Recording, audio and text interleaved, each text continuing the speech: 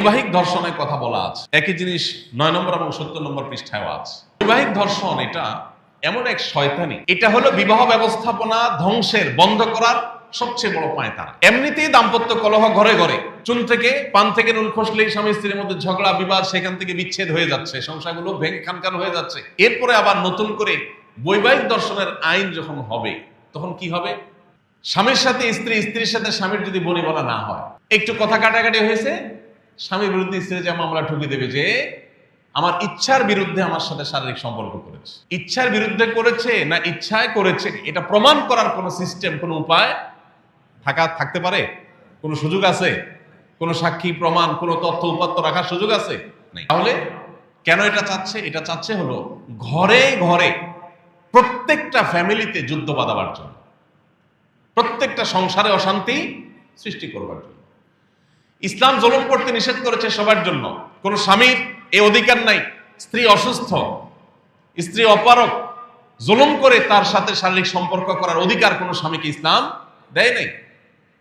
কিন্তু একই সাথে স্বামীর চরিত্র রক্ষার্থে, সমাজ সুস্থ সুন্দর স্বাভাবিক যেন থাকে, সেই প্রয়োজনে একজন স্ত্রী তার স্বামীর প্রয়োজন পূরণের সদা প্রস্তুত থাকার নির্দেশ ইসলাম করেছে। অর্থাৎ প্রত্যেককে যার যার নির্দেশ ইসলাম করেছে।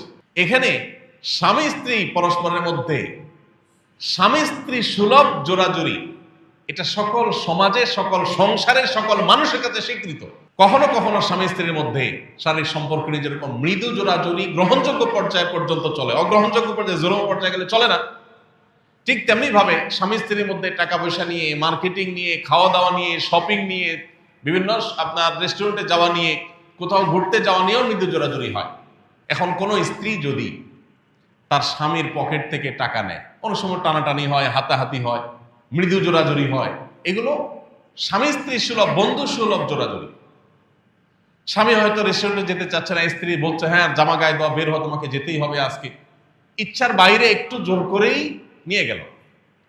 স্ত্রী চাচ্ছে ঘুরতে যাবে, স্বামী বলে না আমার ভালো লাগতেছে না, বলে না তোমার যেতে হবে, বাইর একটু জোরাজোরি করে নিয়ে গেল।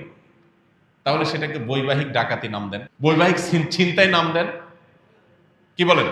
ঘরে ঘরে প্রত্যেকটা পরিবারে অশান্তি সৃষ্টি করার জন্য এই যে শয়তানের নীল নকশা এদেশে সুপারিশ হিসাবে পেশ করা হয়েছে, এটার প্রত্যেকটা পয়েন্ট, প্রতিটা লাইন পৃষ্ঠা আপনি পড়লে দেখবেন পুরাটা হলে আমাদের সমাজকে ধ্বংস করার একটা মহা আয়োজন।